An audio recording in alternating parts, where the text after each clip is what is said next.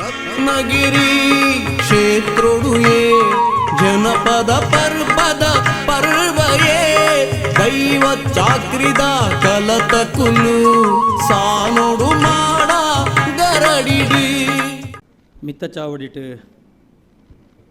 ಸಮನ್ವಯಕಾರರ ತಿಪ್ಪುನಂಚಿನ ಎನ್ನಂಚಿನ ಏನು ದುಂಬು ಪೋಲ ಅಂದ್ ಬಂಡತು ಬೆರಿ ತಟ್ಟೋಂತು ಎಂಕ್ಲೇನ ಚರ್ಬಿ ಬುಡ ಅಂತ ಎಂಕ್ಲ ಅಲ್ಲೇ ಕುಳ್ಳುಂಟಲ್ಲ ಎಂಕ್ಲೇನ ನೂಕೋಂತು ಇತ್ತಿನಂಚಿನ ಎನ್ನ ಗುರುಕುಲಾಯಿನ ಡಾಕ್ಟರ್ ಕಮಲಾಕ್ಷರೇ ಎನ್ನ ಮಾಂತ ಒಟ್ಟು ಇಪ್ಪನ ಒತ್ತು ವಿದ್ವಾಂಸರೇ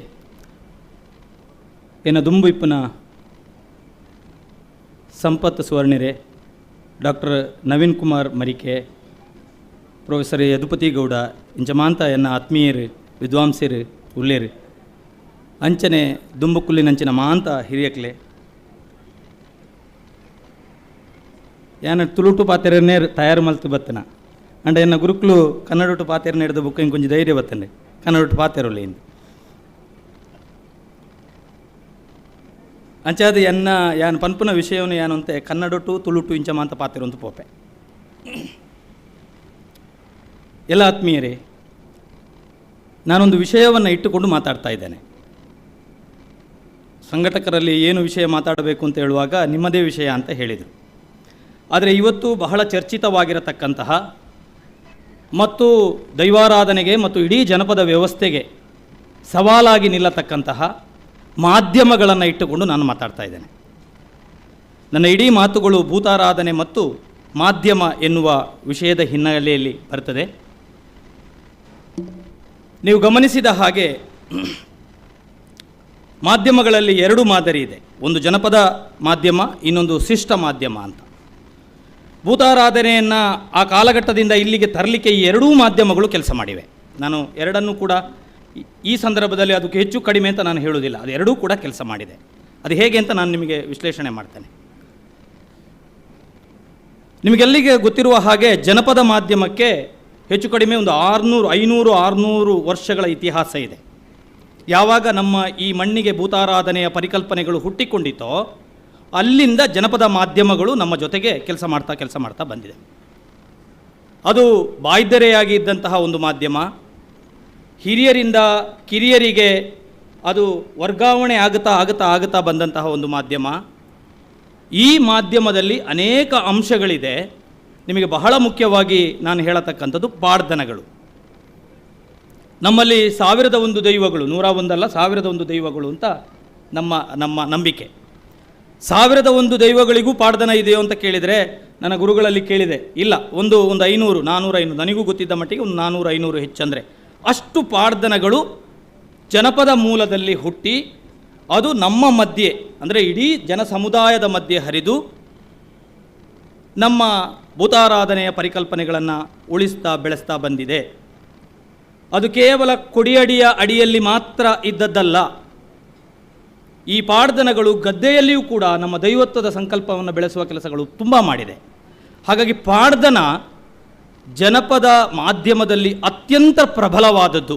ನೀವು ಅದನ್ನು ಪ್ರಸ್ತಾಪ ಮಾಡಿದ್ದೀರಿ, ಅದನ್ನು ಉಳಿಸುವ ಬಗ್ಗೆ ಒಂದು ಮಾತಾಡಿದ್ದೀರಿ, ಕರೆಕ್ಟ್. ಅದು ಪಾಡ್ದನಗಳು ಮಾತ್ರ ಅಲ್ಲ ದೈವತ್ವದ ಹಿನ್ನೆಲೆಯನ್ನು ನಮ್ಮ ಮುಂದೆ ತಂದುಕೊಂಡು ಬಂದದ್ದು. ನಮ್ಮೆಲ್ಲ ಈ 1001 ಭೂತಗಳು ಅಂತ ಹೇಳಿದೆ, ದೈವಗಳು ಅಂತ ಹೇಳಿದೆ ಅಲ್ಲ, ಅಥವಾ ಭೂತಗಳು ಅಂತ ಹೇಳಿದೆ ಅಲ್ಲ, ಅದರಲ್ಲಿ ಪಾಡ್ದನ ಇಲ್ಲದಿದ್ದರೂ ಕೂಡ ಎಲ್ಲ ದೈವಗಳಿಗೆ ಒಂದು ಭೂತ ಚರಿತ್ರೆ ಅಂತ ಇದೆ. ನೀವು ಅದು ಗಮನಿಸಿ. ವಿದ್ವಾಂಸರು, ಹಳೆಯ ವಿದ್ವಾಂಸರು ಅದನ್ನು ಕೆಲವೆಲ್ಲ ಸಂಘಟಿಸಿದ್ದಿದೆ. ಪಾಡ್ದನಗಳು ಬೇರೆ, ಭೂತ ಚರಿತ್ರೆಗಳು ಬೇರೆ. ಅದರ ಪಾಡ್ದನಗಳಿಂದ ಭೂತ ಚರಿತ್ರೆ ಆಗಿರ್ಬೋದು, ಭೂತ ಚರಿತ್ರೆಯಿಂದ ಪಾಡ್ದನಗಳು ಕಟ್ಟಿರ್ಬೋದು. ಈಗ ಉಳ್ಳಾಕ್ಳು ಪಾಡ್ದನವೂ ಇದೆ, ಉಳ್ಳಾಕ್ಳುವಿಗೆ ಭೂತ ಚರಿತ್ರೆಯೂ ಇದೆ. ಅಥವಾ ನಮ್ಮ ಅನೇಕ ಧರ್ಮದೈವಗಳಿಗೆ ಪಾಡ್ದನಗಳೂ ಇದೆ, ಅದಕ್ಕೆ ಒಂದು ಭೂತ ಚರಿತ್ರೆಯೂ ಇದೆ. ಕೆಲವು ಅದನ್ನು ಓಲೆಗರಿಯಲ್ಲಿ ಬರೆದಿಟ್ಟದ್ದೂ ಇದೆ, ಅದೂ ಇದೆ, ಇಲ್ಲ ಅಂತೇಳಿಲ್ಲ. ಪುಂಡೂರು ಮನೆತನಕ್ಕೆ ನೀವು ಹೋದರೆ ಅಲ್ಲಿ ಉಳ್ಳಾಕ್ಳು ಬಗ್ಗೆ ಬರೆದಿಟ್ಟದ್ದು ಕೂಡ ಇದೆ. ಕಲ್ಕುಡ ಕಲ್ಲುರುಟಿಗೂ ಅದು ಇದೆ, ಅಥವಾ ಕೋಟಿ ಚೆನ್ನಯ್ಯರಿಗೆ ಆ ಚರಿತ್ರೆ ಇದೆ. ನಿಮ್ಮೆಲ್ಲ ದೈವಗಳಿಗೆ ಈ ರೀತಿಯ ಒಂದು ಭೂತ ಚರಿತ್ರೆಯೂ ಕೂಡ ಇದೆ. ಅದು ದೈವತ್ವವನ್ನು ವರ್ಗಾಯಿಸುವ ಕೆಲಸಗಳಲ್ಲಿ ಬಹಳ ಪ್ರಧಾನವಾದ ಕೆಲಸವನ್ನು ಮಾಡಿದೆ. ಅದರ ಜೊತೆಗೆ ನಮ್ಮ ಆಚರಣೆಗಳು, ನಮ್ಮ ನಂಬಿಕೆಗಳು, ಕಟ್ಟಳೆಗಳು ಇತ್ಯಾದಿಗಳೆಲ್ಲವೂ ಕೂಡ ಅದನ್ನು ವರ್ಗಾಯಿಸುವ ಕೆಲಸವನ್ನು ಮಾಡಿದೆ. ಅದು ಜಾತ್ರೆಯ ಮೂಲಕ ಆಗಿರ್ಬೋದು, ನೇಮದ ಮೂಲಕ ಆಗಿರ್ಬೋದು, ಬಂಡಿ ಮೆಚ್ಚಿಯ ಮೂಲಕ ಆಗಿರ್ಬೋದು, ಜಾಲಾಟದ ಮೂಲಕ ಆಗಿರ್ಬೋದು, ಕೋಲದ ಮೂಲಕ ಆಗಿರ್ಬೋದು. ನೀವು ಹೇಳಿದ್ದು ಅದನ್ನೇ. ಶೈಲು ಅವರು ಭಾಳ ಚೆನ್ನಾಗಿ ಅದನ್ನು ಹೇಳಿದರು. ನನಗೆ ಭಾಳ ಇಷ್ಟ ಆಯಿತು. ಅವರು ಹೊಸ ತಲೆಮಾರಿನಲ್ಲಿ ಈ ಥರದ ವಿಶ್ಲೇಷಣೆ ಮಾಡಿ ಅದನ್ನು ಉಳಿಸತಕ್ಕಂತಹ, ಅಂದರೆ ಈ ಕಟ್ಟುಕಟ್ಟಳೆಗಳನ್ನು, ಆಚರಣೆಗಳನ್ನು ವರ್ಗಾಯಿಸತಕ್ಕಂತಹ ಮಾಹಿತಿಗಳಿದೆಯಲ್ಲ, ಇದು ಬಹಳ ಬಹಳ ರ್ಯಾರ್ ಇದೆ ಇವತ್ತು.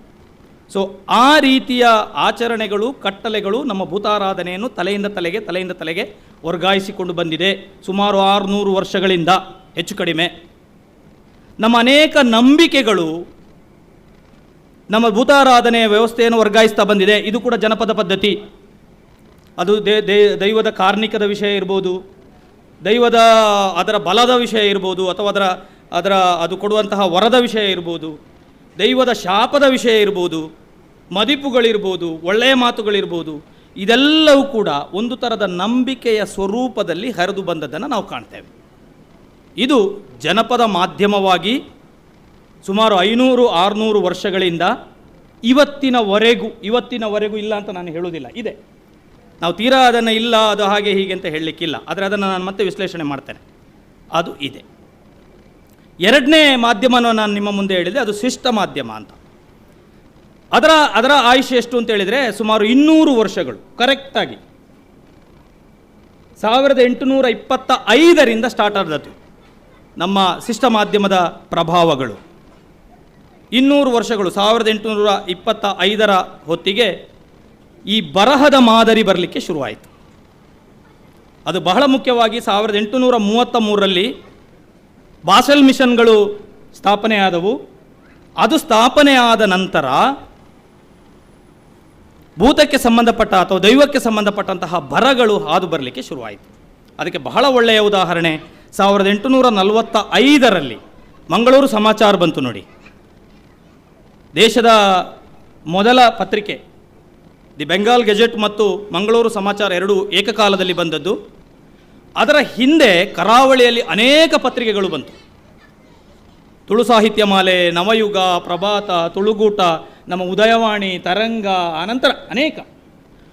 ಈ ಎಲ್ಲ ಪತ್ರಿಕೆಗಳು ಏನು ಮಾಡಿದ್ದೇವೆ ಅಂತ ಹೇಳಿದರೆ, ಇವತ್ತಿಗೂ ಕೂಡ ಜನಪದರ ಬಾಯ್ದೆರೆಯಲ್ಲಿದ್ದಂತಹ ದಾಖಲೆಗಳನ್ನು ಅದು ಪತ್ರಿಕೆಗಳ ಮೂಲಕ, ಬರಹದ ಮೂಲಕ ವರ್ಗಾಯಿಸುವ ಕೆಲಸಗಳನ್ನು ಮಾಡಿದೆ. ಅನೇಕ ಭೂತಗಳ, ದೈವಗಳ ಪರಿಚಯವನ್ನು ಮಾಡಿದೆ. ಅನೇಕ ದೈವಗಳ ಚರಿತ್ರೆಯನ್ನು ಹೇಳಿದೆ. ಅನೇಕ ಪಾಡ್ದನಗಳನ್ನು ಕಲೆಕ್ಟ್ ಮಾಡಿ ಈ ಪತ್ರಿಕೆಗಳು ಹೇಳಿವೆ. ಕಾರ್ಣಿಕೆಗಳನ್ನು ಹೇಳಿವೆ. ಈ ಥರವಾಗಿ ದೈವತ್ವಕ್ಕೆ ಒಂದು ಅಸ್ತಿತ್ವವನ್ನು ಉಳಿಸುವುದಕ್ಕೆ ಕರಾವಳಿ ಭಾಗದ ಪತ್ರಿಕೆಗಳು ಬಹಳ ದೊಡ್ಡ ಕೆಲಸ ಮಾಡಿದೆ. ಇದನ್ನು ನಾವು ಅಲ್ಲಗಳಿಬಾರ್ದು. ಮತ್ತು ಇಡೀ ಸಮುದಾಯ ಅದನ್ನು ಒಪ್ಪಿಕೊಂಡಿದೆ. ಅದರಲ್ಲೆರಡು ಮಾತಿಲ್ಲ. ಎರಡನೆಯದು ನಾನು ಹೇಳುವಂಥದ್ದು, 1850ರ ಹೊತ್ತಿಗೆ ಇದೇ ಕರಾವಳಿ ಭಾಗದಲ್ಲಿ ದೈವತ್ವದ ಬಗ್ಗೆ ಸಂಶೋಧನೆಗಳು ಹುಟ್ಟಿಕೊಂಡವು. ಮೆನ್ನರ್ನಿಂದ, ಬರ್ನಲ್ನಿಂದ, ಮೋಂಗ್ಲಿಕ್ನಿಂದ ಈ ಥರದವರೆಲ್ಲರೂ ಸಂಶೋಧನೆಯ ಹಾದಿಯನ್ನು, ಅಂದರೆ ಸಂಗ್ರಹ ಮತ್ತು ಸಂಶೋಧನೆ, ಎಲ್ಲಿಯವರೆಗೆ ಅಂತೇಳಿದರೆ ನನ್ನಂತಹ ಆಸಕ್ತರು ಕೂಡ, ಸಂಶೋಧನಾ ಆಸಕ್ತರು ಕೂಡ ಅದರಲ್ಲಿ ಕೆಲಸ ಮಾಡುವ ಹಾಗೆ ಇಲ್ಲಿರತಕ್ಕಂಥ ನನ್ನ ಅನೇಕ ಮಿತ್ರರು, ವೇದಿಕೆಯ ಮೇಲೆ ಇರತಕ್ಕಂಥ ಮಿತ್ರರು, ನಾವೆಲ್ಲ ಸಂಶೋಧನೆಯ ಪ್ರವೃತ್ತಿಯಿಂದ ದೈವತ್ವದ ಹಿಂದೆ ಹೋದವರು. ನಂಬಿಕೆ ಇದೆ, ನಂಬಿಕೆ ಇಲ್ಲ ಅಂತೇಳಿಲ್ಲ, ಯಾಕೆಂದರೆ ನಮ್ಮ ಪರಂಪರೆ ನಂಬಿಕೆಯ ಪರಂಪರೆ. ಆದರೆ ಸಂಶೋಧನೆಯ ಹಿನ್ನೆಲೆಯಿಂದ ನಾವು ದೈವತ್ವದ ಹಿಂದೆ ಹೋದವರು, ಅದನ್ನು ಪ್ರಕಟಪಡಿಸಿದವರು, ಅಥವಾ ಅದಕ್ಕಾಗಿ ಸಂಶೋಧನಾ ಪ್ರಬಂಧನಗಳನ್ನು, ಪುಸ್ತಕಗಳನ್ನು, ಅಧ್ಯಯನಗಳನ್ನು, PhDಗಳನ್ನು ಮಾಡಿದವರು. ಈ ಥರದ ಒಂದು ಪ್ರವೃತ್ತಿ ಕರಾವಳಿಯಲ್ಲಿ ಬಹಳ ದೊಡ್ಡ ಮಟ್ಟಿಗೆ ಆಗಿದೆ. ಅದರಲ್ಲಿ ಎರಡು ಮಾತಿಲ್ಲ. ಅಂದರೆ ಬಾಯಿಯಿಂದ ಬರಹಕ್ಕೆ, ದೈವತ್ವಕ್ಕೆ ಹೊಸ ಅರ್ಥಗಳನ್ನು ಕೊಡತಕ್ಕಂತಹ, ಅದನ್ನು ವಿಶ್ಲೇಷಣೆ ಮಾಡತಕ್ಕಂತಹ, ಅದಕ್ಕೆ ವಿವರಣೆಗಳನ್ನು ಕೊಡತಕ್ಕಂತಹ, ಅದನ್ನು ಸಂಗ್ರಹಣೆ ಮಾಡತಕ್ಕಂತಹ ಕೆಲಸಗಳನ್ನು ಈ ಸಂಶೋಧಕರು ಮಾಡಿದ್ದಾರೆ. ಇದನ್ನು ನಾವು ಒಪ್ಪಿಕೊಂಡಿದ್ದೇವೆ. ಇದನ್ನು ನಾವು ಅಲ್ಲಗಳಿಲಿಲ್ಲ. ಈ ವ್ಯವಸ್ಥೆ ಅಲ್ಲಗಳಿಲಿಲ್ಲ, ಸಂಶೋಧನೆಯನ್ನು ಅಲ್ಲಗಳಿಲಿಲ್ಲ. ನನ್ನದ ಸ್ವ ಅನುಭವ ಕೂಡ ಕೆಲವಿದೆ. ನಾನು PhD ಮಾಡ್ತಾ ಇದ್ದಾಗ ಕೆಲವು ದೈವಗಳನ್ನು ಮಾತಾಡಲಿಕ್ಕೆ ಹೋದಾಗ ನಡೆದ ಘಟನೆಗಳೆಲ್ಲ, ಇದು ಅನೇಕ PhD ಮಾಡಿದವರಿಗೆಲ್ಲರಿಗೂ ಈ ಘಟನೆಗಳು ನೆನಪಿದೆ. ಆದರೆ ನಾವೆಲ್ಲಿಯೂ ಕೂಡ ದೈವತ್ವವನ್ನು ಅಲ್ಲಗಳೆದು ನಮ್ಮ PhDಯನ್ನು ನಾವು ತಯಾರಿಸಲಿಲ್ಲ, ಅಥವಾ ನಾವು ಅವಾರ್ಡ್ ಪಡೆಯಲಿಲ್ಲ. ಇದು ಬಹುತೇಕ ಎಲ್ಲ PhD ಮಾಡಿದವರ ಅನುಭವ ಕೂಡ. ಇದು ಒಂದು. ಇನ್ನೊಂದು, 1950ರ ನಂತರ, ಆ ಕಾಲಘಟ್ಟದ ನಂತರ ರಂಗಭೂಮಿಯಲ್ಲಿ ದೈವಾರಾಧನೆಯ ಪರಿಕಲ್ಪನೆಗಳು ಬರಲಿಕ್ಕೆ ಶುರುವಾಯಿತು. ಕಲಾರಂಗಭೂಮಿಯಲ್ಲಿ ಬಹಳ ಮುಖ್ಯವಾಗಿ ಯಕ್ಷಗಾನ. ನಮ್ಮ ಅನೇಕ ದೈವಗಳನ್ನು ಪರಿಚಯ ಮಾಡಿದ್ದೇ ಯಕ್ಷಗಾನಗಳು. ನೀವು ಕ್ಷೇತ್ರ ಮಹಾತ್ಮೆಗಳನ್ನು ನೋಡಿ, ಬಹುತೇಕ ಎಲ್ಲ ಇಲ್ಲೇ ಪಕ್ಕದಲ್ಲಿ ನಿಮಗೆ ಕ್ಷೇತ್ರ ಮಹಾತ್ಮೆ ಇದ್ದರೆ ಆ ಕ್ಷೇತ್ರ ಮಹಾತ್ಮೆಯಲ್ಲಿ ದೈವಗಳು ಬರದೇ ಇರುವುದೇ ಇಲ್ಲ. ನಾವು ಅದನ್ನು ಒಪ್ಪಿಕೊಂಡಿದ್ದೇವೆ, ನಾವು ಇಲ್ಲ ಅಂತ ಹೇಳಲಿಲ್ಲ. ಕ್ಷೇತ್ರ ಮಹಾತ್ಮೆ ಇರ್ಬೋದು, ಕಲ್ಕುಡ ಕಲ್ಲುರುಟಿಯ ಭೂತಚರಿತ್ರೆ ಇರ್ಬೋದು, ಅಥವಾ ನಮ್ಮ ಧರ್ಮದೈವಗಳ ಬಗ್ಗೆ ಇರತಕ್ಕಂಥದ್ದು ಇರ್ಬೋದು, ಕೋಟಿ ಚೆನ್ನಯ್ಯರ ಬಗ್ಗೆ ಇರತಕ್ಕಂಥದ್ದು ಇರ್ಬೋದು, ಸಿರಿ ಇರ್ಬೋದು. ಈ ಥರದ ಎಲ್ಲ ಯಕ್ಷಗಾನ ಪ್ರಸಂಗಗಳು ತುಳುನಾಡಿನಲ್ಲಿ ಬಹಳ ದೊಡ್ಡ ಕೆಲಸವನ್ನು ಮಾಡಿದೆ, ಅದರಲ್ಲಿ ಎರಡು ಮಾತಿಲ್ಲ. 1970ರ ಕಾಲಘಟ್ಟದಲ್ಲಿ ನಮ್ಮಲ್ಲಿ ಅನೇಕ ಪೌರಾಣಿಕ ನಾಟಕಗಳು, ಜಾನಪದ ನಾಟಕಗಳು ಬಂದವು. ಈ ಪೌರಾಣಿಕ ನಾಟಕಗಳು, ಈ ಜಾನಪದ ನಾಟಕಗಳು ಆರಾಧನಾ ರಂಗಭೂಮಿಯನ್ನು ಮನರಂಜನಾ ರಂಗಭೂಮಿಯಾಗಿ ಪರಿಣಮಿಸಿತು. ಇದನ್ನು ನಾವು ಅಲ್ಲಗಳಿಲಿಲ್ಲ, ಒಪ್ಪಿಕೊಂಡಿದ್ದೇವೆ, ನಾವು ತಗೊಂಡಿದ್ದೇವೆ. ಮತ್ತು ಈ ಮೂಲಕವಾಗಿ ತುಳುನಾಡಿನ ದೈವತ್ವವನ್ನು ನಾವು ಇಡೀ ಅಂತಾರಾಷ್ಟ್ರೀಯ ಮಟ್ಟಕ್ಕೆ ಏರಿಸುವುದಕ್ಕೂ ನಾವು ಕೆಲಸ ಮಾಡಿದ್ದೇವೆ. 1950ರ ಹೊತ್ತಿಗಾಗುವಾಗ ಫೋಟೋಗ್ರಫಿ ಮತ್ತು ಆಡಿಯೋಗ್ರಫಿಗಳು ಬಂದವು. 1950ರ ಕಾಲಘಟ್ಟದಲ್ಲಿ ನಮ್ಮ ಅನೇಕ ನೂರಾರು ದೈವಗಳ ಫೋಟೋಗಳು ಅಲ್ಲಲ್ಲಿ ಕಾಣಲಿಕ್ಕೆ ಸಿಗಲಿಕ್ಕೆ 50ರ ಕಾಲದಿಂದಲೇ ಇದೆ. ಯಾವಾಗ ಫೋಟೋ ವ್ಯವಸ್ಥೆ ಬಂತೋ ಆ ಕಾಲಘಟ್ಟದಿಂದಲೇ ದೈವತ್ವಗಳನ್ನು ಸಂಗ್ರಹಿಸುವಂತಹ, ಆಡಿಯೋಗಳನ್ನು ಸಂಗ್ರಹಿಸುವಂಥ ಕೆಲಸಗಳು ನಡೆದಿದೆ. ವೃತ್ತಿಪರವಾಗಿಯೂ ನಡೆದಿದೆ, ಹವ್ಯಾಸಿಯಾಗಿಯೂ ನಡೆದಿದೆ. 1980ರ ಕಾಲಘಟ್ಟದಲ್ಲಿ ಬಂದ ವಿಡಿಯೋಗ್ರಫಿ ಕೂಡ, ನೀವು ಇವತ್ತು ಉಡುಪಿಯ RRC ಅಂತಹ ಸೆಂಟ್ರಿಗೆ ಹೋದರೆ ಅದೊಂದು ಅದ್ಭುತ ಸಂಗ್ರಹ. ಅದು ಹೆಚ್ಚು ಕಡಿಮೆ ಒಂದು 50 ವರ್ಷಗಳ ಸಂಗ್ರಹ ಇದೆಯಲ್ಲ, ಅದು ನಮಗೆ ಊಹಿಸಲಿಕ್ಕೆ ಸಾಧ್ಯ ಇಲ್ಲದ ಸಂಗ್ರಹ. ಇಂತಹ ಸಂಗ್ರಹಗಳು ನಮ್ಮ ಅಲ್ಲಲ್ಲಿದೆ. ನಾನು PhD ಮಾಡುವಾಗ 20 ವರ್ಷಗಳ ಹಿಂದೆ ತುಕಾರಾಮ್ ಪೂಜಾರಿ ಅವರ ಮನೆಯಲ್ಲಿ ರಾಶಿ ಹಾಕಿದ್ದನ್ನು ಒಂದು ದಿವಸ ನೋಡಿದೆ. ಆನಂತರ ಅವರು ಅದಕ್ಕೆ ಅದ್ಭುತವಾದಂಥ ಒಂದು ವ್ಯವಸ್ಥೆಯನ್ನು ಮಾಡಿಕೊಟ್ಟು, ಇವತ್ತು ನೀವು ಈ ಪ್ರದರ್ಶನ ಕೂಡ ಅದರ ಒಂದು ಭಾಗವೇ ಅದು. ಈ ಥರವಾಗಿ ದೈವತ್ವವನ್ನು ಸಾರ್ವಜನಿಕವಾದಂತಹ ಮತ್ತು ಬೌದ್ಧಿಕವಾದಂತಹ ಒಂದು ವ್ಯವಸ್ಥೆಗೆ, ಏನು ಜಾನಪದವಾದಂತಹ ರೀತಿ ನಿಯಮಗಳಿದೆಯೋ ಅದನ್ನು ಬೌದ್ಧಿಕವಾದಂತಹ ಒಂದು ವ್ಯವಸ್ಥೆಗೆ ದಾಟಿಸುವ ಕೆಲಸಗಳನ್ನು RRC ಅಂತಹ ಸಂಸ್ಥೆ, ನಮ್ಮ ಯೂನಿವರ್ಸಿಟಿಯಂತಹ ಸಂಸ್ಥೆ, ಅನೇಕ ಸಂಗ್ರಹ ಕೇಂದ್ರಗಳು ಮಾಡಿವೆ. ನಾವು ಅದನ್ನು ಒಪ್ಪಿಕೊಂಡಿದ್ದೇವೆ. 1971ರಲ್ಲಿ ತುಳುವಿನಲ್ಲಿ ಪ್ರಥಮವಾದಂತಹ ಸಿನಿಮಾ ಬಂತು. ಸಿನಿಮಾ ರಂಗಭೂಮಿಗೂ ಕೂಡ ನಮ್ಮ ದೈವಾರಾಧನೆಗಳು ಹರಡಿದವು. 1973ರಲ್ಲಿ ಫಸ್ಟ್ ಫಿಲ್ಮ್ ಕೋಟಿ ಚೆನ್ನಯ್ಯ ಬಂದದ್ದು.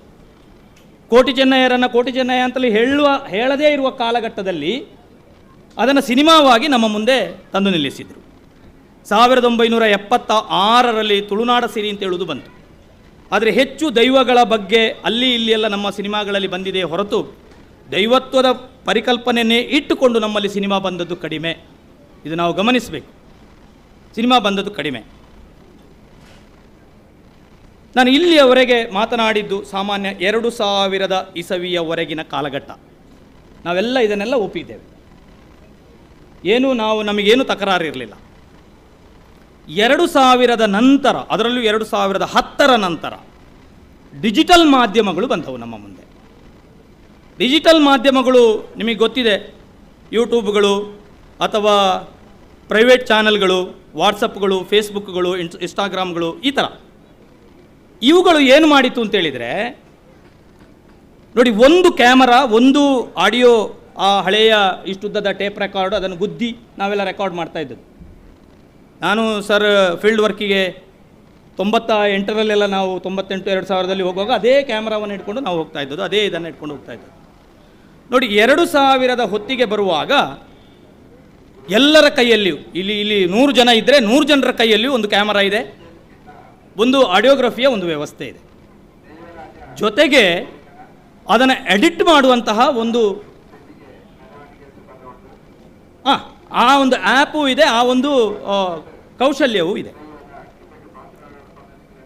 ಅಂದರೆ ಸಂಗ್ರಹಣೆಯ ವೇಗ ಇದೆಯಲ್ಲ, 1825ರಿಂದ 2000ವರೆಗೆ ಬಂದ ಸಂಗ್ರಹಣದ ವೇಗ ಇದೆಯಲ್ಲ, ಸುಮಾರು ಕಳೆದ 15 ವರ್ಷಗಳಿಂದ 1000 ಪಟ್ಟು ಜಾಸ್ತಿ ಆಯಿತು. 2000 ವರ್ಷಗಳಿಗೆ ಇದ್ದಂತಹ ಸಂಗ್ರಹಣೆಯ ವೇಗವು 2000 ವರ್ಷಗಳ 25 ವರ್ಷಗಳ ನಂತರ ಈ ಕಾಲಘಟ್ಟದಲ್ಲಿಯೂ ಆದಂತಹ ವೇಗ ಇದೆಯಲ್ಲ, 1000 ಪಟ್ಟು ತಡ್ಕೊಳ್ಳಿಕ್ಕೆ ಸಾಧ್ಯ ಇಲ್ಲದಷ್ಟು. ಒಂದು ಕಾಲದಲ್ಲಿ ಸಂಗ್ರಹಣೆ ಕಡಿಮೆಯಾಗಿ ಕಲಿಕೆ ಜಾಸ್ತಿ ಇದ್ದಂಥ ಒಂದು ಕಾಲಘಟ್ಟ ಇದ್ದದ್ದು, ಕ್ರಮೇಣ ಸಂಗ್ರಹಣೆ ಜಾಸ್ತಿ ಆಯಿತು, ಕಲಿಕೆ ಕಡಿಮೆ ಆಗಲಿಕ್ಕೆ ಶುರುವಾಯಿತು. ಒಂಥರದ 2025 ಈ ಕಾಲಘಟ್ಟ ಅಂತ ಹೇಳಿದರೆ ಒಂಥರ ಕಬಂದ ಬಾಹು ಬಗೆ ಹಿಡಿದ ಹಾಗೆ. ಅಷ್ಟರ ಮಟ್ಟಿಗೆ ನಿಮಗೆ ಎಲ್ಲೇ ಚಂಡೆ ಶಬ್ದ ಕೇಳಲಿ, ಎಲ್ಲೇ ಭೂತದ ಮಾತುಗಳು ಕೇಳಲಿ, ಅಥವಾ ನಾದಸ್ವರದ ಅದು ಕೇಳಲಿ, ಆವಾಗ ಇಮ್ಮಿಡಿಯೇಟ್ ಕ್ಯಾಮರಾ ಹಿಡಿದಾಯಿತು. ನಾನು ಇದನ್ನು ತಪ್ಪು ಅಂತ ಹೇಳ್ತಾನೇ ಇಲ್ಲ, ನಾನು ತಪ್ಪು ಅಂತ ಹೇಳ್ತಾ ಇಲ್ಲ, ಆದರೆ ನನ್ನ ಮಾತುಗಳು ಬೇರೆ ಇದೆ. 2023ರಲ್ಲಿ ಕಾಂತಾರ ಸಿನಿಮಾ ಬಂತು. ಇದು ಇಡೀ ನಾನು ಇಷ್ಟರವರೆಗೆ ಮಾತನಾಡಿದ್ದಕ್ಕೆ ಇನ್ನೊಂದು ವರ್ಷನ್ ಇದು. ಕಾಂತಾರ ಸಿನಿಮಾ ಅಂತ ಹೇಳಿದರೆ ಅದು ಅದ್ಭುತ, ಇಡೀ ಜಗತ್ತಿಗೆ ನಮ್ಮನ್ನು ಪರಿಚಯಿಸಿತು, ಹಾಗೆ ಹೀಗೆ ಅಂತ ತುಂಬ ಜನ ಮಾತಾಡಿದರು. ನಾನು ಒಂದು ಕಡೆ ಅದನ್ನು ಬಲವಾಗಿ ನಾನು ಕೆಲವು ವಿಷಯಗಳನ್ನು ಹೇಳಿದೆ. ಸಿನಿಮಾವನ್ನು ನೀವು ಸಿನಿಮಾವಾಗಿ ಮಾತ್ರ ನೋಡ್ತೀರೋ ಅಥವಾ ಸಿನಿಮಾವನ್ನು ಒಂದು ಆರಾಧನೆಯಾಗಿ ನೋಡ್ತೀರೋ ಅಂತ ನನ್ನ ಪ್ರಶ್ನೆ ಅಂತ. ಸಿನಿಮಾವನ್ನು ನನ್ನಂಥವ, ನಾನು ಮಲಯಾಳಂ ಸಿನಿಮಾವನ್ನು ಅತಿ ಹೆಚ್ಚು ನೋಡ್ತಾ ಇರುವವ, ಕನ್ನಡ ಸಿನಿಮಾವನ್ನು ನೋಡ್ತಾ ಇರುವವ, ಜೊತೆಗೆ ಡಾಕ್ಯುಮೆಂಟ್ರಿ ಅಂಥದ್ದನ್ನು ನಾನು 5-6 ಡಾಕ್ಯುಮೆಂಟ್ರಿ ಅಂಥದ್ದನ್ನು ನಾನು ಮಾಡಿದವ, ತುಂಬ ವರ್ಷಗಳಿಂದ ಮಾಡಿದವ. ಅದರಲ್ಲಿ ಜಾನಪದದಲ್ಲಿ ನಾನೊಂದು ಡಾಕ್ಯುಮೆಂಟ್ರಿಯಾಗಿ ಮಾತ್ರ ನೋಡ್ತೇನೆ, ಅದರ ಆಚೆಯ ಸ್ವರೂಪದಲ್ಲಿ ನಾನು ಅದನ್ನು ನೋಡಲಿಕ್ಕೆ ಸಿದ್ಧ ಇಲ್ಲ ಅಂತ. ಕಾಂತಾರ ಸಿನಿಮಾ ಬಂದ ನಂತರ ನಮ್ಮ ಇಡೀ ಜನಪದ ವ್ಯವಸ್ಥೆಯಾಗಿ ನಮ್ಮ ಭೂತಾರಾಧನೆಯನ್ನು ನೋಡುವ ಬದಲು ಅದಕ್ಕೆ ಬೇರೆ ಬೇರೆ ಬೇರೆ ಆಯಾಮಗಳನ್ನು ಕೊಡಲಿಕ್ಕೆ ಶುರು ಮಾಡಿತು. ಯಾಕೆಂದರೆ ಸಿನಿಮಾದ ಆಯಾಮಗಳಿರುವುದೇ ಅದೇ. ಸಿನಿಮಾ ಒಂದು ಕಮರ್ಷಿಯಲ್ ಆಯಾಮ ಇಲ್ಲದಿದ್ದರೆ ನಮ್ಮ ಇಷ್ಟು ಅದು ಸಂಗ್ರಹ ಆಗದ ಕನ್ನಡ ಸಿನಿಮಾದಲ್ಲಿ ಹೇಗೆ ಸಂಗ್ರಹ ಮಾಡಲಿಕ್ಕೆ ಸಾಧ್ಯ ಆಯಿತು? ಅದ್ಯಾಕೆ ಕೋಟಿ ಚೆನ್ನಯಕ್ಕೆ, ತುಳುವಿನ ಕೋಟಿ ಚೆನ್ನಯಕ್ಕೆ ಮಾಡಲಿಕ್ಕೆ ಆಗಲಿಲ್ಲ? 3 ಕೋಟಿ ಚೆನ್ನಯ ಬಂದಿದೆ, 3 ಕೋಟಿ ಚೆನ್ನಯ ಫಿಲ್ಮ್ ಬಂದಿದೆ. ನಮ್ಮ ದೃಷ್ಟಿಕೋನ ಹೇಗಿದೆ ಅಂತ. ನಾನು ಕಾಂತಾರವನ್ನು ದೂಷಿಸ್ತಾ ಇಲ್ಲ, ದಯವಿಟ್ಟು ಹಾಗೆ ತಿಳ್ಕೊಳ್ಬೇಡಿ. ಯಾಕಂದರೆ 2ನೇ ಫಿಲ್ಮ್ ಈಗ ಬರ್ತದೆ. ಇಲ್ಲ, ನಾವೆಲ್ಲ ನೋಡ್ತೇವೆ. ಬಟ್ ನಮ್ಮ ದೃಷ್ಟಿಕೋನ ಹೇಗಿದೆ ಕಾಂತಾರ ಫಿಲ್ಮನ್ನು ನೋಡುವುದು ಮತ್ತು ನಮ್ಮ ಭೂತಾರಾಧನೆಯನ್ನು ನೋಡುವುದು ಹೇಗಿದೆ? ಇದು ನನ್ನ ಪ್ರಶ್ನೆ. ಆ ಹಿನ್ನೆಲೆಯಲ್ಲಿ ನಾನು ಕೆಲವೊಂದು ಪ್ರಶ್ನೆಗಳನ್ನು ಹಾಕ್ತಾ ಇದ್ದೇನೆ. ನಮ್ಮಲ್ಲಿ ಏನಾಗಿದೆ ಅಂತೇಳಿದರೆ, ನೈಜ ಜನಪದ ಪರಂಪರೆ, ನೀವು ಹೇಳಿದ ನೈಜ ಜನಪದ ಪರಂಪರೆ 500-600 ವರ್ಷಗಳ ಚರಿತ್ರೆ ಇರತಕ್ಕಂಥದ್ದು. ನಿಧಾನಕ್ಕೆ ಅದು ಶಿಷ್ಟತಕ್ಕೆ ಏರ್ತಾ ಬಂತು 200 ವರ್ಷಗಳ ಕಾಲಘಟ್ಟದಲ್ಲಿ. ಕಳೆದ 25 ವರ್ಷಗಳಿಂದ ಅದರ ವೇಗ ಜಾಸ್ತಿಯಾಗಿದೆ. ಒಂಥರ ನುಂಗುವ ಹಾಗಿನ ವೇಗ ಅದು ಮಾತ್ರ ನಾವು ಗಮನಿಸಬೇಕಾದ್ದು. ಆ ವೇಗದ ಮಧ್ಯೆ ನಾವು ಹೇಗೆ ಇರಬೇಕು ಅಂತ ಹೇಳೋದು ಮಾತ್ರ ನನ್ನ ಪ್ರಶ್ನೆ. ಆ ವೇಗವನ್ನು ತಡ್ಕೊಳ್ಳಿಕ್ಕೆ ನಮ್ಮಿಂದ ಆಗ್ತದೆಯೋ ಅಂತ. ಬಾಯ್ಲರ್ ಕೋಳಿಯನ್ನು ಸಾಕಿದ ಹಾಗೆ ಅಂತ ಇಂಜೆಕ್ಷನ್ ಕೊಟ್ಟು ರಪಕ್ಕ ಒಂದು ಏರಿಸುವುದುಂಟಲ್ಲ, ಅದೆಷ್ಟು ಸಮಯ ನಿಲ್ತದೆ ಅಂತ ನಮಗೆ ಗೊತ್ತಲ್ಲ. ಆ ಕೋಳಿಗೆ ಎಷ್ಟು ಆಯುಷ್ಯ ಅಂತ ನಮಗೆ ಗೊತ್ತಿದೆ. ಸೊ ಈ ಥರ ಸಾಕತಕ್ಕಂತಹ ವ್ಯವಸ್ಥೆ ಕಳೆದ 15 ವರ್ಷಗಳಿಂದ ನಡೀತಾ ಇದೆ. ಇದನ್ನು ತಡ್ಕೊಳ್ಳಿಕ್ಕೆ ನಮ್ಮಿಂದ ಸಾಧ್ಯ ಇದೆಯೋ? ಇದು ನನ್ನ ಪ್ರಶ್ನೆ. ಶಿಷ್ಟ ಪರಂಪರೆಗೆ ಮತ್ತು ಜನಪದ ಪರಂಪರೆಗೆ ನಿಧಾನಕ್ಕೆ ನಾವೆಲ್ಲ ಒಗ್ಗಿಕೊಂಡು ಬಂದಿದ್ದೇವೆ, ಅದರಲ್ಲಿ 2 ಮಾತಿಲ್ಲ. ಪ್ರದರ್ಶನಗಳಿಂದ, ಪಠ್ಯಗಳಿಂದ ನಿಧಾನವಾಗಿ ನಾವು ಅದಕ್ಕೆ ಶಿಷ್ಟತ್ವಕ್ಕೆ ನಮ್ಮನ್ನು ಒಗ್ಗಿಸಿಕೊಂಡಿದ್ದೇವೆ. ಇವತ್ತು ನೀವು ಕ್ಯಾಮರಾ ಹಿಡಿಬೇಡಿ ಅಂತ ಹೇಳಿದರೆ ನಿಮಗೆ ತಡಿಲಿಕ್ಕೆ ಗ್ಯಾರಂಟಿ ಸಾಧ್ಯ ಇಲ್ಲ, ಯಾರಿಂದಲೂ ಸಾಧ್ಯ ಇಲ್ಲ. ನೀವು ನಿಮ್ಮ ಮೊಬೈಲನ್ನು ಸ್ವಿಚ್ ಆಫ್ ಮಾಡಿ ಒಳಗೆ ಬನ್ನಿ ಅಂತ ಹೇಳಿದರೆ ದೈವತ್ವಕ್ಕೆ ಯಾರೂ ಬರಲಿಕ್ಕಿಲ್ಲ. ಮೊಬೈಲ್ ಇಜ್ಜಾಂಟೆ ಅನ್ಬರ್ ಪೂಜಿ ಅಂತ ಹೇಳ್ತಾರೆ. ಯಾಕಂದರೆ ಅವರು ನೋಡುವುದೇ ಮೊಬೈಲಲ್ಲೇ. ಕೆಲವರು ನೀವು ನೋಡಿರ್ಬೋದು, ಅವರು ಹೀಗೆ ನೋಡುವುದಲ್ಲ, ಹೀಗೆ ದೈವವನ್ನು ನೋಡುವುದಿಲ್ಲ, ಅವರು ಮೊಬೈಲಲ್ಲಿ ನೋಡುವುದು. ಇದು ಹೊಸ ಟ್ರೆಂಡ್, ಇದು ಹೊಸ ಬದಲಾವಣೆ. ನಾನು ಇದನ್ನು ದೂಷಿಸ್ತಾ ಇಲ್ಲ, ನೀವು ಗಮನಿಸಿ ಅಂತ ನಾನು ಹೇಳ್ತಾ ಇರೋದು ಅಷ್ಟೇ. ನನಗೆ ನನ್ನ ಒಂದು ಪ್ರಶ್ನೆ, ಶಿಸ್ತತ್ವದಲ್ಲಿ ಸಿಕ್ಕಿದಂತಹ ಪ್ರಚಾರ ಒಬ್ಬ ವ್ಯಕ್ತಿಗೆ ಅಥವಾ ಒಂದು ವ್ಯವಸ್ಥೆಗೆ, ಅದರಿಂದ ಸಿಕ್ಕಿದಂತಹ ಪ್ರಶಸ್ತಿ, ಅದರಲ್ಲಿ ಸಿಕ್ಕತಕ್ಕಂತಹ ದುಡ್ಡು ಜನಪದ ಮೂಲದಲ್ಲಿ ಸಿಕ್ಕಿದೆಯೋ ನಾವು ಯೋಚನೆ ಮಾಡಬೇಕು ಅಂತ. ಸಿಕ್ಕಿದೆಯೋ ಅಂತ ಯೋಚನೆ ಮಾಡಬೇಕು ನಾವು ಅಂತ. ಈ ಪ್ರಚಾರಗಳು, ಈ ಪ್ರಶಸ್ತಿಗಳು, ಈ ಹಣಕಾಸಿನ ವ್ಯವಸ್ಥೆಗಳು ಜನಪದ ಮೂಲ ಎಷ್ಟು ಕೊಡಲಿಕ್ಕೆ ಸಾಧ್ಯ ಆಗಿದೆ ನಮಗೆ? ಇದನ್ನು ಯೋಚನೆ ಮಾಡಬೇಕು. ಇವರ ಮಾತುಗಳನ್ನು ಕೇಳುವವರು ಎಷ್ಟು ಜನ ಇರ್ತಾರೆ? ರೇಂಜಿನ ಪೊಕ್ಕಣೆ ಅಂತ ಈ ಥರ. ಸೊ ಇದನ್ನು ನಾವು ಗಮನಿಸಬೇಕು ಅಂತ ನಾನು ಹೇಳ್ತಾ ಇದ್ದೇನೆ. ಹಾಗಾಗಿ ನಾವು ನಿಧಾನಕ್ಕೆ ಜಾರಿದ್ದು ಸತ್ಯ. ಇದರಲ್ಲಿ ನಾನು ಒಬ್ಬರನ್ನು ಅಂತ ಹೇಳೋದಿಲ್ಲ, ಯಾರೋ ಒಬ್ಬರು ಹೀಗೆ ಮಾಡಿದ್ದಾರೆ ಅಂತ ನಾನು ಹೇಳ್ತಾ ಇಲ್ಲ. ನಾನು ಇದು ಸಮಷ್ಟಿಯಾಗಿ ಹೇಳೋದು, ಒಂದು ಸಂಕೀರ್ಣವಾಗಿ ನಾನು ತಗೊಂಡದ್ದು. ಭೂತಾರಾಧನೆಯನ್ನು ಒಂದು ಸಂಕೀರ್ಣವಾಗಿ ಮಾತಾಡ್ತಾನೆ ಹೊರತು ಇಂಥವರು ಹೀಗೆ ಮಾಡಿದರು ಹೇಳ್ತಾ ಇಲ್ಲ ನಾನು. ನಾವೆಲ್ಲ ಭಕ್ತರಿಂದ ಹಿಡಿದು ಅದನ್ನು ನಡೆಸುವವರವರೆಗೆ ನಾವೆಲ್ಲರೂ ಕೂಡ ಅದನ್ನು ಹೇಗೆ ಸ್ವೀಕರಿಸಿದ್ದೇವೆ ಎನ್ನುವುದು ನನ್ನ ಪ್ರಶ್ನೆ. ಒಂದು ಮಾತು, ನಿಮ್ಮ ಮಾತು ನನಗೆ ಇಷ್ಟ ಆಯಿತು. ವ್ಯಾಪಾರೀಕರಣದ ದೃಷ್ಟಿಕೋನಗಳಿದೆಯಲ್ಲ, ಪಾಡ್ದನಗಳನ್ನು, ಪ್ರದರ್ಶನಗಳನ್ನು, ಪರಿಕರಗಳನ್ನು ನಾನು ರೆಕಾರ್ಡ್ ಮಾಡಿದಾಗ ದುಡ್ಡು ಕೇಳಿ ಪಡೆದವರು ತುಂಬ ಜನ ಇದ್ದಾರೆ, ಸರಿಗೂ ಗೊತ್ತಿದೆ. ಒಬ್ಬ ಎಂಕ್ಲೆಗ್ದಲ್ಲ ಇಜ್ಜ ಅಂತ ಹೀಗೆ ಕೇಳಿದವರು ತುಂಬ ಜನ ಇದ್ದಾರೆ. ನಾನು ಕೊಡಬಾರ್ದು ಅಂತ ಹೇಳುವುದಲ್ಲ, ಕೊಡಬಾರ್ದು ಅಂತ ಹೇಳುವ ವಾದ ನನ್ನದಲ್ಲ. ಸೊ ಈ ವ್ಯಾಪಾರೀಕರಣ ನಮ್ಮಲ್ಲಿ ಇವತ್ತು ತುಂಬ ಜಾಸ್ತಿ ಆಗ್ತಾ ಇದೆ. ನಮ್ಮದು ಭೂತಾರಾಧನೆಗಳಲ್ಲಿ ಈ ಶಿಷ್ಟ ಪರಂಪರೆ ಬಂದ ನಂತರದ ಈ ಇಮಿಟೇಟಿಂಗ್ ಇದೆಯಲ್ಲ, ಕೇರಳದ ತೆಯ್ಯಮ್ಮನ್ನು ಇಮಿಟೇಟ್ ಮಾಡುವಂಥದ್ದು, ಯಕ್ಷಗಾನವನ್ನು ಇಮಿಟೇಟ್ ಮಾಡುವಂಥದ್ದು, ಸಿನಿಮಾವನ್ನು ಅನುಕರಣೆ ಮಾಡತಕ್ಕಂಥದ್ದು, ಇದು ತುಂಬ ಜಾಸ್ತಿ ಆಗಿದೆ. ತೆಯ್ಯಂ ರೀತಿಯಲ್ಲಿ ನಾನು ಇತ್ತೀಚೆಗೆ ಒಂದು ಕಡೆ ಹೀಗೆ ಮಾತಾಡಲಿಕ್ಕೆ ಹೋಗಿದ್ದೆ. ಅಲ್ಲಿ ಸಂಚಾರಿಗಳಿಗನ ಕಟ್ತಾಯಿದ್ರು. ನನಗೆ ಆಶ್ಚರ್ಯ ಆಯಿತು. ಅವರು ಕಟ್ತಾ ಇರುವ ಅಣಿಯನ್ನು ನೋಡಿದಾಗ ನನಗೆ ವಿಷ್ಣುಮೂರ್ತಿ ದೈವದ ಕಟ್ಟಿದಾಗೆ ಕಟ್ಟಿದ್ದು. ಇದು ಏನು ಅಂತ ಕೇಳಿದೆ. ಇತ್ತೆ ಅಂಚನೆ ಸರ್ ಅಂತ ಹೇಳಿದ್ರು. ನಾನು ಮಾತಾಡಲಿಲ್ಲ ಅದನ್ನು. ಸೊ ಇದು ಏನಾಗ್ತದೆ ಅಂತ ಹೇಳಿದರೆ, ಕೇರಳದ ತೆಯ್ಯಂ ನನ್ನ ಮನೆಯಲ್ಲಿ ಮಂತ್ರವಾದಿಗಳಿಗೆ ಪ್ರತಿ ವರ್ಷ ನಡೀತದೆ. ರಕ್ತೇಶ್ವರಿಯ ಮುಖವರ್ಣಿಕೆಯನ್ನು ಹಾಕ್ತಾಯಿದ್ರು ಒಂದು ದಿವಸ. ನಾನು ನನ್ನ 35-40 ವರ್ಷಗಳಿಂದ ನಾನು ಆ ದೈವವನ್ನು ನೋಡ್ತಾ ಇದ್ದೇನೆ. ನಾನು ಒಮ್ಮೆ ಮನೆಗೆ ಹೋಗಿದ್ದಾಗ ರಕ್ತೇಶ್ವರಿಯ ಮುಖವರ್ಣಿಕೆಯನ್ನು ಹಾಕ್ತಾ ಇದ್ದಾರೆ. ಅಂದರೆ ನಮಗೆ ಆ ಥರದ ಒಂದು ಇಮಿಟೇಟ್ ಮಾಡತಕ್ಕಂಥದ್ದನ್ನು ಅದೊಂದು ಫ್ಯಾಷನ್ ಆಗಿದೆ. ನಾನು ತುಂಬ ಕಡೆ ದೈವತ್ವವನ್ನು ಇವತ್ತು ನೋಡಿದ್ದೇನೆ. ಕಾಂತಾರದ ಹಾಗೆ ಹೂಂಕರಿಸುವುದು, ಕಾಂತಾರದ ದೈವ ಆರ್ಭಟೆ ಕೊಡ್ತದಲ್ಲ, ಆ ಥರ ಹೂಂಕರಿಸುವುದನ್ನು ನಾನು ಅನೇಕ ದೈವಗಳನ್ನು ನೋಡಿದ್ದೇನೆ. ನನ್ನ ಆಕ್ಷೇಪ ಅಲ್ಲ, ನಾನು ಅದೇ ಹೇಳಿದ್ದು. ಕಾಂತಾರವನ್ನು ಹೇಗೆ ನೋಡ್ತೀರಿ ನೀವು? ಒಂದು ಸಿನಿಮಾವಾಗಿ ನೋಡ್ತೀರೋ ಅಥವಾ ಒಂದು ಆಚರಣೆಯಾಗಿ ನೋಡ್ತೀರೋ? ಆಚರಣೆಯಾಗಿ ನೋಡ್ತಿದ್ರೆ ಅದೇ ಹುಂಕಾರ ಇಲ್ಲಿ ಬರ್ತದೆ. ನಾನು ಇದನ್ನು ಗಮನಿಸಿದ್ದೇನೆ. ನಾನು ಗಮನಿಸಿದ್ದನ್ನು ಹೇಳಿದ್ದು, ಯಾರ ಮೇಲೂ ಆಕ್ಷೇಪಣೆ ಮಾಡುವುದಲ್ಲ. ಎಲ್ಲರೂ ಹೀಗೆ ಮಾಡ್ತಾರೆ ಅಂತ ಹೇಳೋದು ನನ್ನ ವಾದ ಅಲ್ಲ, ಆದರೆ ಇದನ್ನು ಗಮನಿಸಿದ್ದೇನೆ. ಕುಣಿಯುವುದಕ್ಕೆ ತುಂಬ ಡ್ಯಾನ್ಸುಗಳನ್ನು, ವೈವಿಧ್ಯಮಯವಾದ ಡ್ಯಾನ್ಸ್ಗಳನ್ನು ನಾನು ಭೂತಗಳಲ್ಲಿ ಕಂಡಿದ್ದೇನೆ ಈಗ ಇತ್ತೀಚೆಗೆ. ಅದಕ್ಕೆ ಸಿನಿಮಾದ ಹಾಡುಗಳೇ ಬೇಕು, ಅದು ಪಾಪ್ಯುಲರ್ ಸಿನಿಮಾದ ಹಾಡುಗಳು ಬೇಕಾದದ್ದನ್ನು ನಾನು ಗಮನಿಸಿದ್ದೇನೆ. ಅದನ್ನು ನುಡಿಸುವವರನ್ನು ನಾನು ನೋಡಿದ್ದೇನೆ. ಎಲ್ಲರೂ ಅಂತ ಹೇಳುವುದಿಲ್ಲ, ಮ್ಯಾಕ್ಸಿಮಮ್ ತಪ್ಪು ಅಂತಲೂ ಹೇಳುವುದಿಲ್ಲ. ನಾನು ಹೇಳೋದು ಜನಪದ ಮಾದರಿಯನ್ನು ನಾವು ಹೇಗೆ ಶಿಷ್ಟತ್ವಕ್ಕೆ ಬದಲಾಯಿಸ್ತಾ ಇದ್ದೇವೆ ಅಂತ ನಾನು ಹೇಳ್ತಾ ಇರೋದು. ಇದನ್ನು ನಾನು ಗಮನಿಸಿದ್ದೇನೆ. ನಾನು ಅನೇಕ ಕಡೆಗಳಲ್ಲಿ ಇರತಕ್ಕಂತಹ ಈ ದೈವದ ಒಂದಷ್ಟು ಜನ ವಿಡಿಯೋಕ್ಕೆ ಫೋರ್ಸ್ ಕೊಡುವುದನ್ನು ನೋಡಿದ್ದೇನೆ. ಇದು ನೀವು ನೋಡಿದಿರೋ ನನಗೆ ಗೊತ್ತಿಲ್ಲ. ಒಳ್ಳೆ ಚಿನ್ನದ ಚೈನ್ಗಳನ್ನು ಹಾಕಿ, ಫುಲ್ ಎಲ್ಲ ಚಿನ್ನದ ಇದನ್ನೆಲ್ಲ ಹಾಕಿ, ಶರ್ಟ್ ಎಲ್ಲ ತೆಗೆದು ಹೀಗೆ ನಿಂತದ್ದನ್ನು ನಾನು ನೋಡಿದ್ದೇನೆ. ಇಲ್ಲಿ ಏನು, ನಾನು ಅಧ್ಯಯನಕಾರ, ನಾನು ದೈವತ್ವದ ಮುಂದೆ ಹೋಗಿದ್ದೇನೆ. ನಾನು ಎಲ್ಲಿಯೂ ಕೂಡ ನನ್ನ ಕ್ಯಾಮರಾವನ್ನು ಕಾಣುವ ಹಾಗೆ, ನಾನೊಬ್ಬ ಅಧ್ಯಯನಕಾರ ಅಂತ ಹೀಗೆ ತೋರಿಸುವ ಹಾಗೆ ನನಗೆ ಆ ಧೈರ್ಯವೇ ಬರಲಿಲ್ಲ. ಕಳೆದ 25 ವರ್ಷಗಳಿಂದ ನನಗೆ ಆ ಧೈರ್ಯ ಬರಲಿಲ್ಲ, ಇಷ್ಟವರೆಗೂ ಬರಲಿಲ್ಲ, ಈಗಲೂ ಬರುವುದಿಲ್ಲ. ನಾನು ಇವತ್ತು ಏನಾದರೂ ಫೋಟೋ ತೆಗೆತಿದ್ದರೆ ಮೆಲ್ಲ ಕದ್ದು ತೆಗೆದು, ಇಲ್ಲದ್ರೆ ಕೇಳಿ ಫೋಟೋ ತೆಗೆದೇನು, ನನಗೆ ಬರುವುದಿಲ್ಲ. ಯಾಕಂದರೆ ನಾನು ನಂಬಿದ ದೈವ ಅದು. ಆದರೆ ಅನೇಕ ದೈವದ ಜೊತೆಗಿರತಕ್ಕಂಥವರು ಈ ಥರದ ವಿಡಿಯೋಗಳನ್ನು ಮಾಡಿಸುವುದಕ್ಕಾಗಿಯೇ ತಮ್ಮ ವೇಷಭೂಷಣಗಳನ್ನು ಸಿದ್ಧ ಮಾಡಿಕೊಂಡು ನಿಂತದ್ದನ್ನು ನಾನು ಗಮನಿಸಿದ್ದೇನೆ. ನೀವು ಒಪ್ಪಿಕೊಳ್ತಿರೋ ಬಿಡ್ತಿರೋ ನನಗೆ ಗೊತ್ತಿಲ್ಲ, ನಾನು ಗಮನಿಸಿದ್ದೇನೆ. ಇದು ಸತ್ಯ.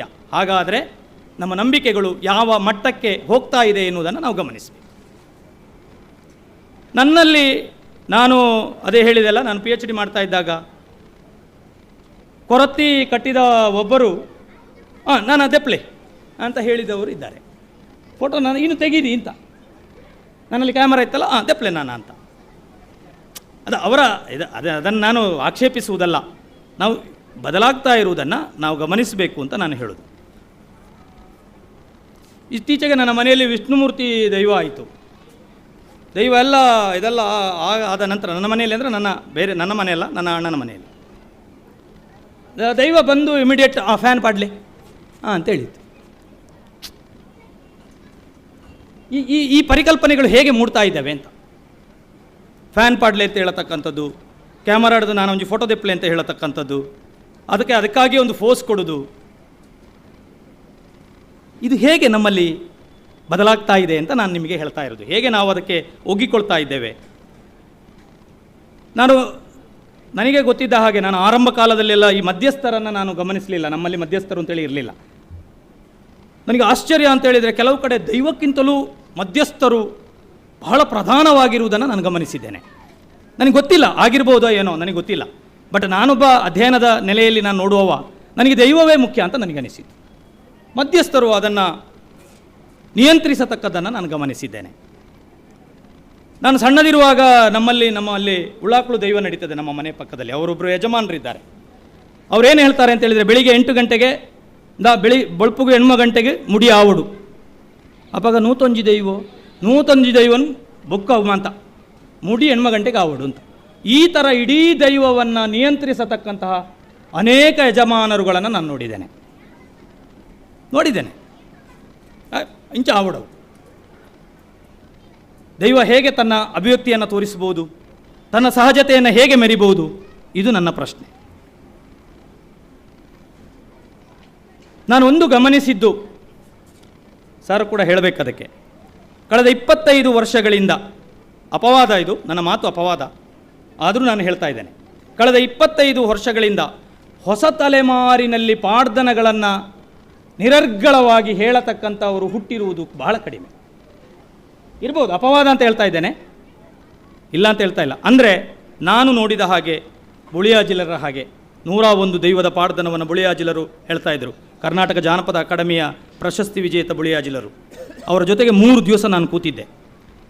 ಕುಂಜಾಜಿಲ ಅಂತೇಳಿ ನಮ್ಮ ಮನೆಯ ಪಕ್ಕದಲ್ಲಿದ್ದರು. ಏನು ಅದ್ಭುತ ಗಣಿಯದು. ಮಾಯಿಲಾಜಲ ಅಂತ ಇನ್ನೊಬ್ಬರು ಇದ್ದರು. ಅವರು ಹೀಗೆ ಬಗ್ಗಿ ನಡೀತಾ ಇದ್ರು. ನಾವು ಸಣ್ಣದಿರುವಾಗ ಅವರು ಮುಡಿ ಇಟ್ಟಾಗ ಹೀಗೆ ಸರ್ತ ನಿಲ್ತಾ ಇದ್ರು. ಏನು ಅದ್ಭುತ ಗಣಿಯದು. ಈ ಥರದಲ್ಲಿ ಹೊಸ ತಲೆಮಾರುಗಳಲ್ಲಿ ಪಾಡ್ದನಗಳು, ಇವತ್ತು ಪಾಡ್ದನಗಳಿಲ್ಲದಿದ್ದರೆ ದೈವತ್ವದ ಪರಿಕಲ್ಪನೆಗಳಿಗೆ ಅರ್ಥವೇ ಇಲ್ಲ. ಪಾಡ್ದನಗಳನ್ನು ಕಲಿಯತಕ್ಕಂಥದ್ದನ್ನು ನಾನು ಗಮನಿಸಲಿಲ್ಲ. ಬಹುಶಃ ಇದ್ದರೆ ಕ್ಷಮಿಸಿ, ನಾನು ಗಮನಿಸಲಿಲ್ಲ, ಅದು ನನ್ನ ತಪ್ಪು ಆಗಿರ್ಬೋದು. ಇದ್ದರೆ ಕ್ಷಮಿಸಿ. ನನ್ನ ಒಂದು ಪ್ರಶ್ನೆ, ಕೇರಳದ ಜ್ಯೋತಿಷ್ಯರು ಅಷ್ಟಮಂಗಲವನ್ನು ಇಟ್ಟು ಭೂತಚರಿತ್ರೆಯನ್ನು ಹೇಳತಕ್ಕಂಥ ಒಂದು ಕಾಲಘಟ್ಟದಲ್ಲಿ ನಾವಿದ್ದೇವೆ. ನನ್ನ ಅಜ್ಜ ಹೇಳಿದ್ದನ್ನು ನಾನು ಒಪ್ತಾ ಇಲ್ಲ. ಆದರೆ ಕೇರಳದ ಯಾರೋ ಅಷ್ಟಮಂಗಲವನ್ನು ಇಡುವವರು ಬಂದು ಹೇಳಿದ ಕೂಡಲೇ ನಾನು ಒಪ್ತೇನೆ ಮತ್ತು ಅದಕ್ಕೆ ಬೇಕಾದ ಸಕಲ ವ್ಯವಸ್ಥೆಯನ್ನು ನಾನು ಮಾಡ್ತೇನೆ. ಇದು ನಾನು ಕಂಡುಕೊಂಡದ್ದು. ಹೌದೋ ಅಲ್ವೋ ಅಂತ ನನಗೆ ಗೊತ್ತಿಲ್ಲ, ಯಾಕಂದರೆ ನಾನು ಅದರ ಜೊತೆಗಿಲ್ಲ. ಇಲ್ಲಿರತಕ್ಕಂಥ ಹಿರಿಯರಲ್ಲಿ ನಾನು ಕೇಳ್ತಾ ಇದ್ದೇನೆ, ಕಳೆದ 35 ವರ್ಷಗಳ ಹಿಂದೆ ನಮ್ಮ ಭೂತ ಚಾವಡಿಗೆ ಬ್ರಹ್ಮಕಲಶ ಆದದ್ದು ನನಗೆ ಗೊತ್ತಿಲ್ಲ. ಇದ್ದರೆ ತಾವು ಹೇಳಬೇಕು. ಇರಬಹುದು ಅಪವಾದಕ್ಕೆ. ಬ್ರಹ್ಮಕಲಶದ ಪರಿಕಲ್ಪನೆಯೂ ಹೊಸತೆ, ಅಷ್ಟಮಂಗಲದ ಪರಿಕಲ್ಪನೆಯೂ ಹೊಸತೆ. ಈಗ ಒಂದು ಹೊಸ ಟ್ರೆಂಡ್ ಶುರುವಾಗಿದೆ. ನಾನು ಮೊನ್ನೆಯಿಂದ ಗಮನಿಸಿದ್ದು, ಯಾವುದೋ ಒಂದು ಕ್ಷೇತ್ರಕ್ಕೆ ಒಂದು ಪವಾಡವನ್ನು ಸೃಷ್ಟಿಸಿ ಬಿಡುವುದು. ನೀವು ಗಮನಿಸಿರ್ಬೋದು ಇದನ್ನು. ಒಂದು ಕ್ಷೇತ್ರದಲ್ಲಿ ಇಂಥದ್ದು ಒಂದು ಪವಾಡ ನಡೆದಿದೆ ಅಂತ ಅದನ್ನು ಎಬ್ಬಿಸಿ ಬಿಡುವುದು. ನನ್ನ ಸ್ನೇಹಿತರು ಮೈಸೂರಿನಲ್ಲಿದ್ದಾರೆ. ಅವರು ಹೇಳ್ತಾರೆ, ಅಲ್ಲಿ ಈ ಕಾಂತಾರ ಸಿನಿಮಾ ಬಂದ ನಂತರ ನಮ್ಮ ಕೊರಗಜ್ಜನ ಒಂದು ಗುಡಿಯನ್ನು ಮೈಸೂರಿನಲ್ಲಿ ಹೋಗಿ ಮಾಡಿದ್ದಾರೆ ಅಂತ. ಭಾರೀ ಜನ ಅಂತ ಹೇಳ್ತಾ ಇದ್ದಾರೆ ಅವರು. ನನ್ನಲ್ಲಿ ಎಲ್ಲಿ ನನ್ನ ಸ್ನೇಹಿತರು ಮೈಸೂರಿನಿಂದ ಬಂದವರು ಅವರು ಕೇಳುವುದು ನನ್ನಲ್ಲಿ, ಒಂದು ದಿವಸ ನನ್ನಲ್ಲಿ ಕೇಳಿದರು. ಯದುಪತಿ ಗೌಡ್ರಿಗೆ ಗೊತ್ತಿದೆ, ಅವರನ್ನು ಕರ್ಕೊಂಡು ಬಂದಾಗೆಲ್ಲ ಅವರಿದ್ದರು ನನ್ನ ಜೊತೆಗೆ. ಅವರು ಕೇಳಿದ್ರು ನನ್ನಲ್ಲಿ, ಕೆನಜೆ ಎಲ್ಲಿಯಾದರೂ ಕಾಂತಾರ ಇದೆಯಾ ಅಂತ. ಅವರಿಗೆ ಇದು ಭೂತದ ನಮ್ಮ ಇದು ಅಂತ ಗೊತ್ತಿಲ್ಲ, ಅವ್ರಿಗೆ ಕಾಂತಾರ ಇದೆಯಾ ಅಂತ. ಸೊ ಈ ಥರದ ಒಂದು ಟ್ರೆಂಡ್ಗಳು ಭೂತಾರಾಧನೆಗಳಲ್ಲಿ ಇವತ್ತು ಶುರುವಾಗಿದ್ದನ್ನು ನಾವು ಗಮನಿಸಬೇಕು, ನಾವು ಎಚ್ಚರಬೇಕು. ಒಬ್ಬ ಅಧ್ಯಯನಕಾರನಾಗಿ ಮತ್ತು ನಮ್ಮ ಇಡೀ ತುಳು ಸಂಸ್ಕೃತಿಯ ದೈವಾರಾಧನೆಯ ಪರಿಕಲ್ಪನೆಯಲ್ಲಿ ಒಬ್ಬ ಆಸಕ್ತನಾಗಿ ನಾನು ಇದನ್ನು ಮಾತಾಡ್ತಾ ಇದ್ದೇನೆ. ನನಗೆ ಅನ್ನಿಸಿದ್ದು, ತುಂಬ ಗೊತ್ತಿದ್ದವರೇ ಎಲ್ಲರೂ ದೈವದ ಬಗ್ಗೆ ಮಾತಾಡಲಿಕ್ಕೆ ಗಂಟೆಗಟ್ಟಲೆ ಮಾತಾಡ್ತಾರೆ. ಎಷ್ಟು ಮಾತಾಡ್ತಾರೆ.